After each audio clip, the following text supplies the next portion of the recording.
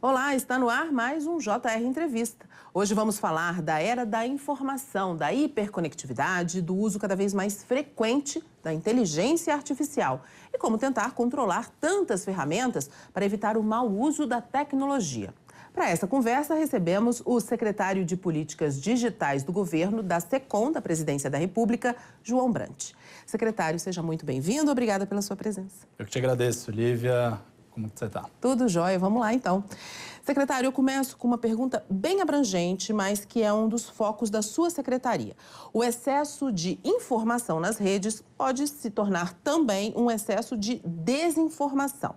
De que forma isso afeta a população como um todo? E como a secretaria vem combatendo a divulgação de informações falsas na internet? Pois é, Lívia, eu acho que esse é um problema que todo mundo sente no seu dia a dia. E isso vai nos afetar de maneiras diferentes. Isso pode ser um golpe ou uma fraude. Infelizmente, a gente tem visto uma enxurrada de golpes e fraudes na internet. Isso pode ser afetado com crianças e adolescentes, né, que são, na prática, vítimas, muitas vezes, de assédio, de violência online. Isso pode ser desinformação sobre vários temas, inclusive de políticas públicas, de vacinação ou sobre, por exemplo, meio ambiente. Então, na prática, nós precisamos pensar soluções para isso sem afetar a liberdade de expressão. Ou seja, como é que a gente preserva a liberdade de expressão das pessoas, a diversidade na internet, a diversidade de opiniões e, ao mesmo tempo, impede que haja uma circulação tão ampla de desinformação que afeta o direito das pessoas. Então, o que a Secretaria tem feito é trabalhar em 3 frentes. Uma é buscar fazer a discussão no Congresso Nacional sobre o tema da regulação.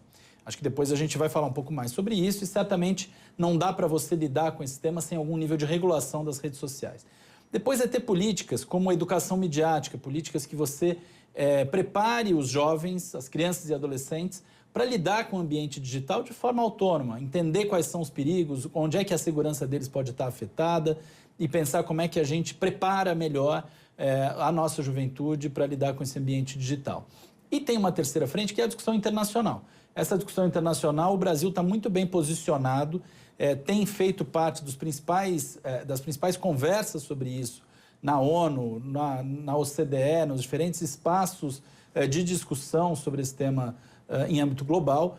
E o que a gente busca é também a aproximação entre os países democráticos, né? Aqueles que conseguem dar boas respostas, poderem servir de exemplo para os outros. O senhor falou do mundo. Essa tem sido realmente uma discussão mundial. Muitos países estão preocupados, assim como o Brasil, nessa questão da regulamentação. O Brasil está na frente. Como é que está, secretário? Pois é, o Brasil, eu acho que tem participado dos principais debates sobre saídas, mas ninguém tem saída fácil, essa aqui é a questão. Não existe uma fórmula pronta para a gente resolver. A Europa saiu na frente com a discussão de regulação, o Brasil nesse ponto ainda está atrás, mas o Brasil, por exemplo, é muito avançado na discussão de educação midiática ou em medidas, inclusive, que a gente tem visto a AGU, o Ministério da Justiça, vários ministérios atuando para impedir desinformação sobre políticas públicas, porque nesse caso está sendo afetado o direito do cidadão a uma informação confiável e consistente sobre políticas públicas, mas também na proteção diretamente, no enfrentamento ao crime digital. Nesse ponto, o Ministério da Justiça tem muitas ações relevantes que justamente estão na vanguarda. O Brasil é um dos países que está à frente no mundo nessa capacidade de reagir rapidamente aos crimes que acontecem no espaço digital. Secretário, o governo pretende enviar um projeto ao Congresso Nacional regulamentando as Big Techs. O senhor pode adiantar alguns detalhes dessa proposta? As plataformas digitais precisam ser responsabilizadas pelo conteúdo que elas veiculam? Um dos temas é justamente essa discussão sobre responsabilidade. Hoje, qual que é o cenário, Lívia? As plataformas não são consideradas responsáveis pelo que está ali. Em parte, isso tem um motivo. É para impedir que elas fiquem com medo de serem responsabilizadas legalmente e fiquem retirando o conteúdo. Então, claro, tem um efeito positivo para a liberdade de expressão. Mas o problema é que essa regra, do jeito que ela está, ela faz com que as plataformas façam muito pouco para proteger as crianças e adolescentes, para atuar contra golpes e fraudes, para atuar para impedir a disseminação de conteúdo ilegal no ambiente digital. Então, é isso que o governo quer. Então, o governo tem discutido, 7 ministérios estão construindo um projeto de lei justamente para estabelecer esse equilíbrio. Como é que a gente consegue uma regra de responsabilidade que não faça nem elas tirarem conteúdo que tem que ser preservado para a liberdade de expressão, nem deixarem correr solto conteúdo ilegal, conteúdo de discurso de ódio ou de ataque a crianças e adolescentes ou de golpes e fraudes que hoje estão inundando o ambiente digital. É a realidade de todas as famílias hoje enxergar isso, né? Então, é nesse equilíbrio que a gente está buscando. E aí tem dois focos de proteção principal. O primeiro é criança e adolescente. A gente entende que é preciso proteger as nossas crianças e adolescentes, estabelecer um ambiente seguro para que eles possam aprender no ambiente digital, possam crescer, se divertir, mas tenham sempre um espaço seguro.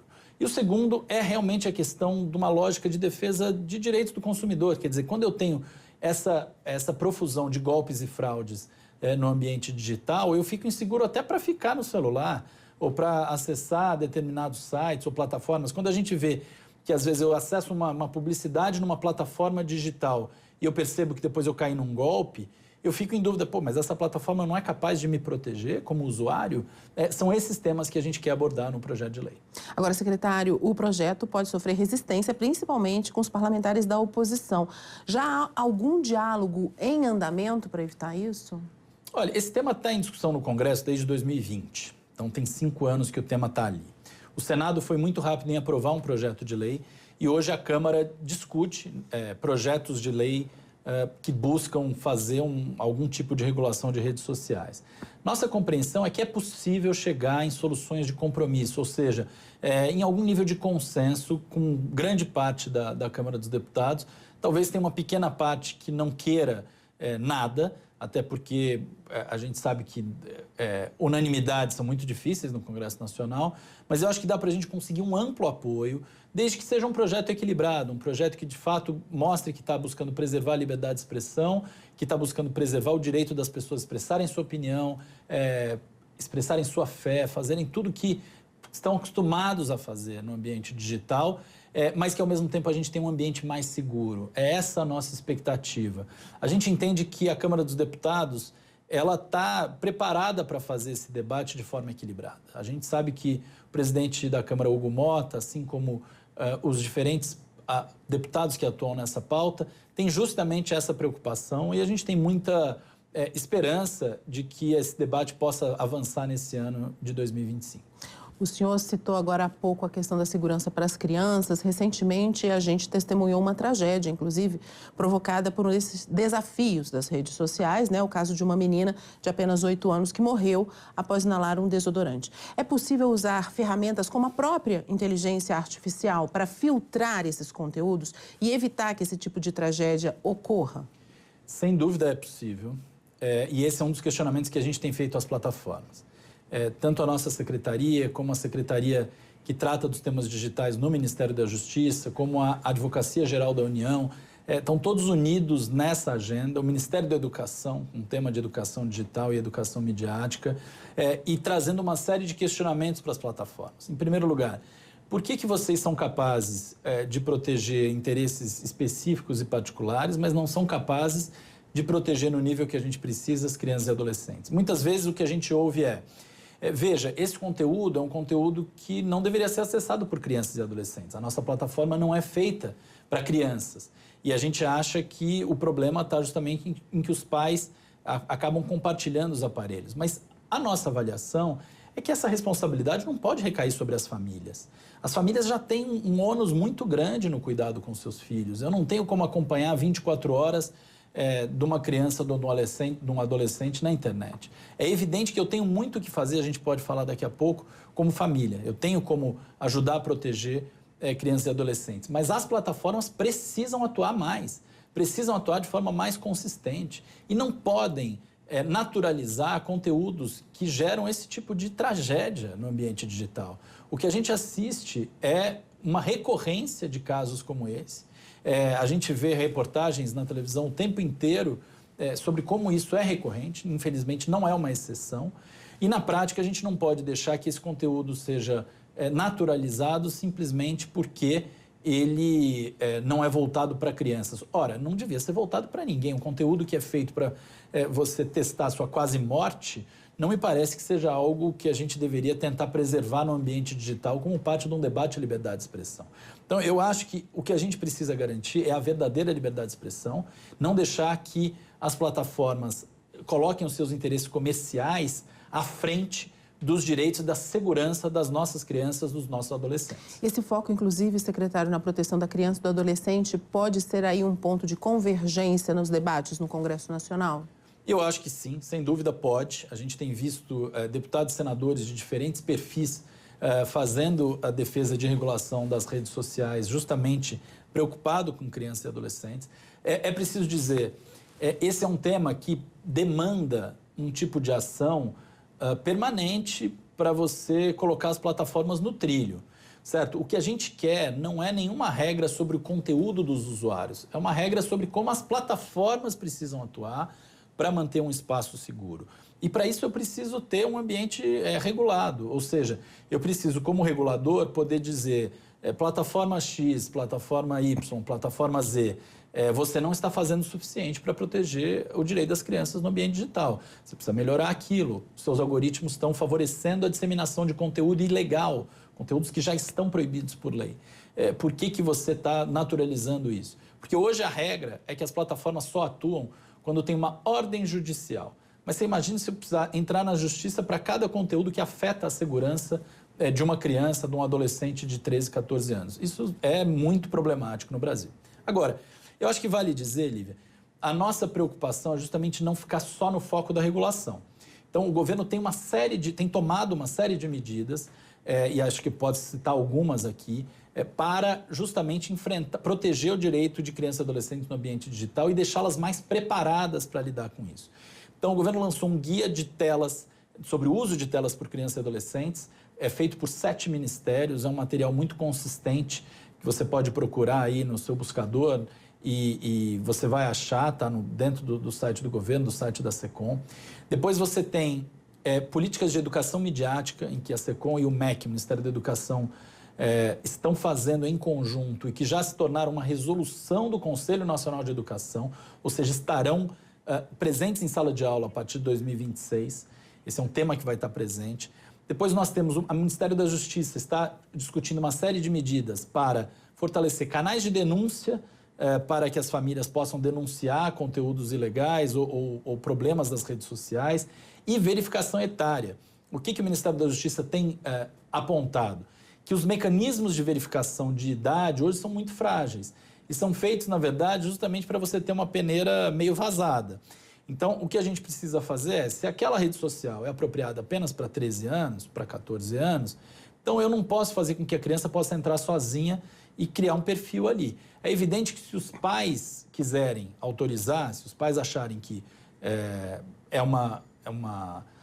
meu filho, minha filha pode ficar naquela rede social mesmo não tendo a idade adequada, isso é uma decisão das famílias.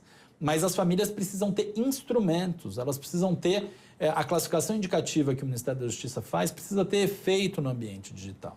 Então, esse conjunto de ações que envolve Ministério da Educação, Ministério de Direitos Humanos e Cidadania, Ministério da Justiça, a SECOM, Ministério de Ciência e Tecnologia, está todo mundo atuando para proteger crianças e adolescentes no ambiente digital. Agora, as plataformas precisam fazer parte delas. Você pode assistir ao JR Entrevista na Record News, no portal R7, no Play Plus, no Jornal da Record, no JR 24 horas, à 00:30 e também nas nossas redes sociais. Secretário, continuando aqui a nossa conversa, o projeto de lei das fake news não avançou mais no Congresso Nacional, mas foi apresentada uma nova proposta mais amena por alguns parlamentares do centro-direita. É uma opção para, pelo menos, começar a regulamentar aí o ambiente digital?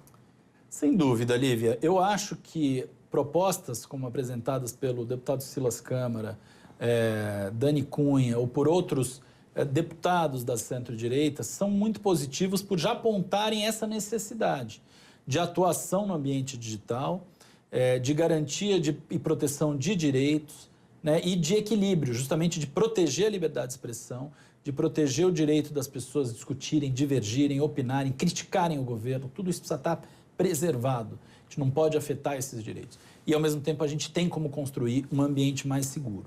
Então, nossa percepção é que se o Congresso entender que esses projetos precisam avançar, isso vai ser positivo. O que eu acho é que a gente não pode ficar onde a gente está. Na prática, a inércia, ou ficar parado, está gerando vítimas todos os dias no ambiente digital. Com casos mais graves, casos menos graves, mas na prática a gente tem violação de direitos todos os dias. E nos preocupa muito a questão dos golpes.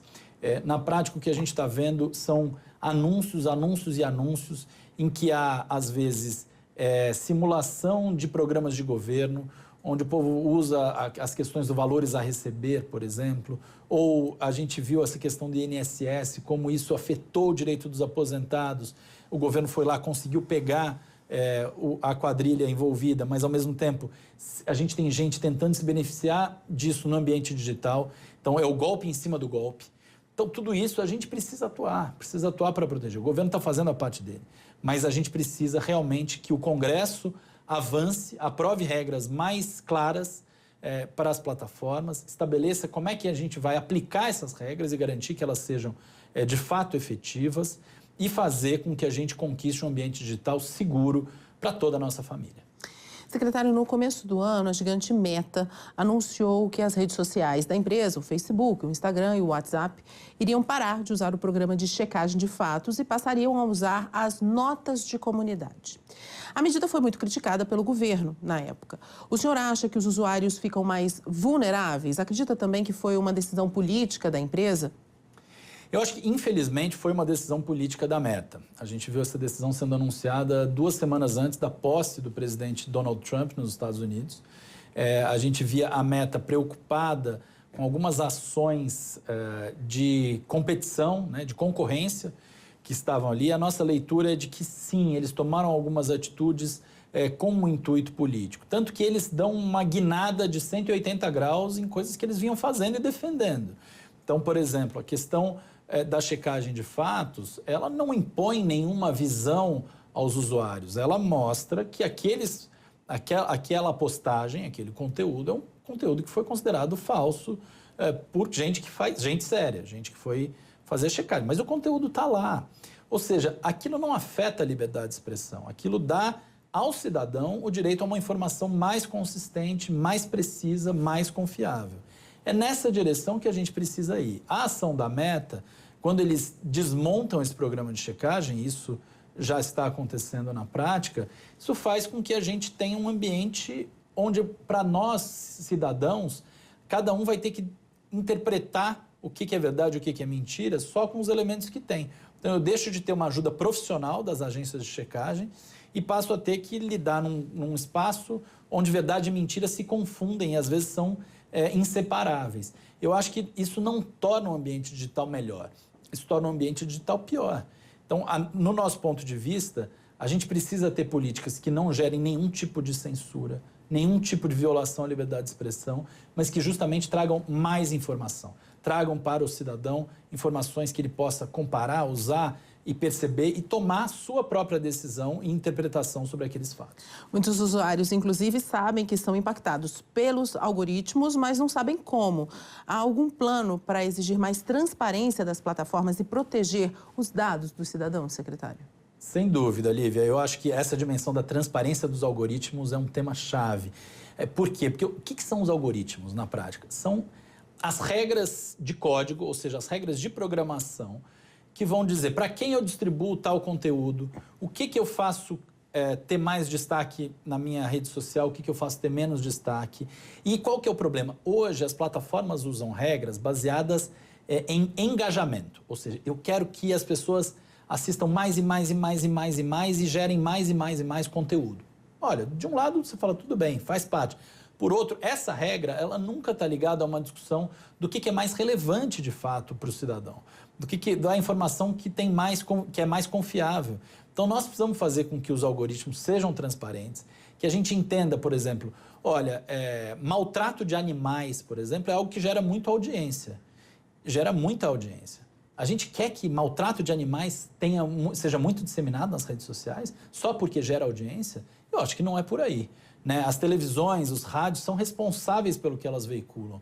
Elas, na prática, estão fazendo uma seleção e priorização aí de conteúdo, daquilo que é divertido, daquilo que é notícia, combinando os interesses das pessoas. As pessoas não querem só conteúdo sério, elas querem um conteúdo divertido.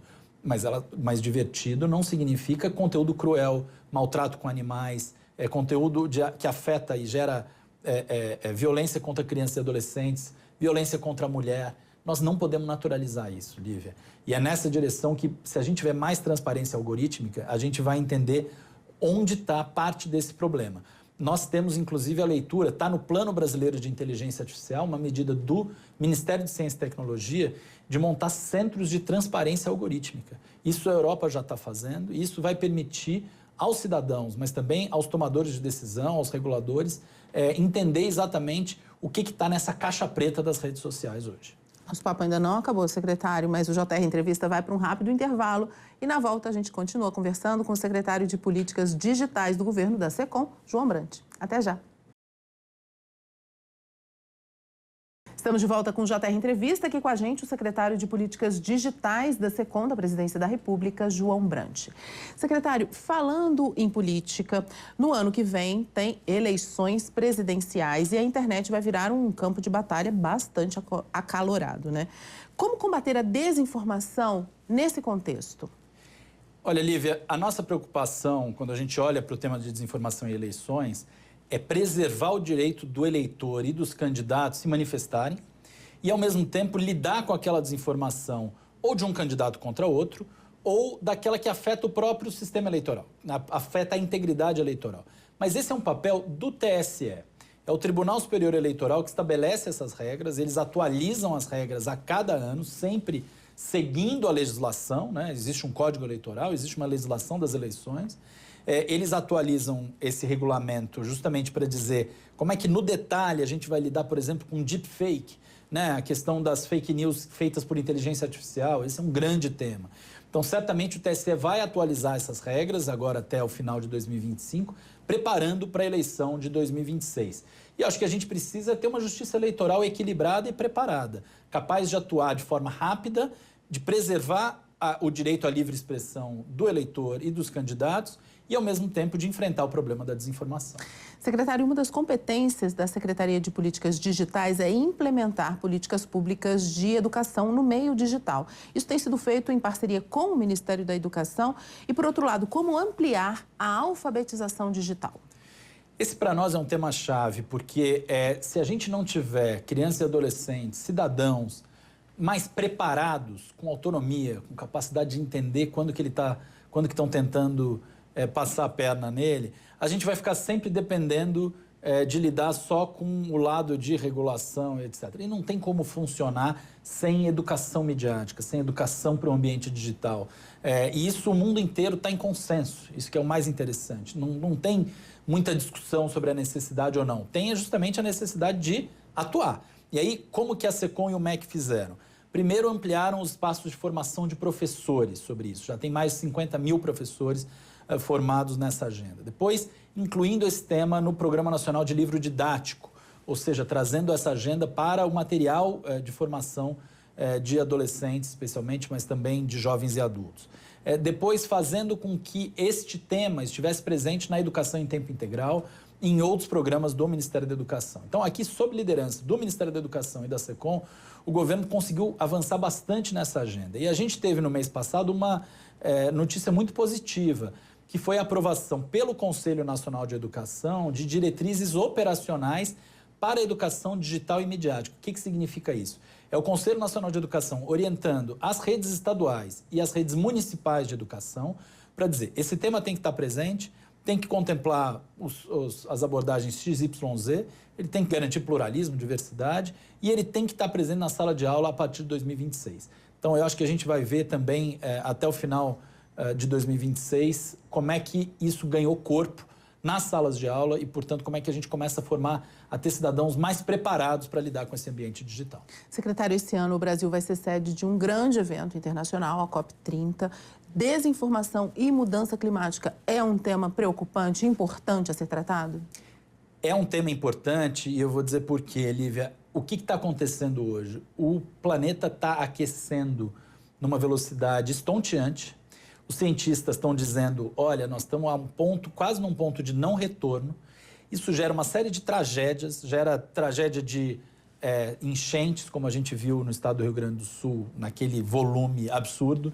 Isso gera, como a gente viu também na Espanha, como a gente viu incêndios na Califórnia. Todos esses desastres climáticos se tornam muito mais frequentes. E o problema é que o que a gente precisa fazer para diminuir a velocidade de aquecimento da Terra exige ação urgente, ação imediata. E é uma ação que precisa envolver governos, empresas privadas e cidadão, e sociedade. Então, a gente precisa trazer esse sentido de urgência. E, infelizmente, tem muita desinformação nas redes atuando para dizer, olha, o problema não é tão grande, não, isso aqui não é problema de aquecimento global. E se a gente for para esse ponto, a gente vai para um ponto de não retorno. Então, o que o governo fez? Ministério do Meio Ambiente, Ministério de Relações Exteriores e nós, da SECOM, construímos uma aliança com a ONU em Nova York, com a Unesco em Paris, com a Convenção do Clima, ou seja, com todo mundo que faz a COP. Nós estamos na COP 30, nós já tivemos 29, a COP começou em 95, depois da ECO 92, que aconteceu no Rio, para uma ação conjunta, imediata, rápida, para produzir estratégias comuns e conseguir reagir no tempo que o planeta precisa. Eu acho que esse tema é, sem dúvida, fundamental e ganha uma prioridade a partir da ação do Brasil na COP 30. A gente conversou com o secretário João Brant, da SECOM. Muito obrigada pela conversa, secretário. Eu que te agradeço, Lívia, e a quem nos acompanhou aqui. Você continue com a gente. Até o próximo JR Entrevista.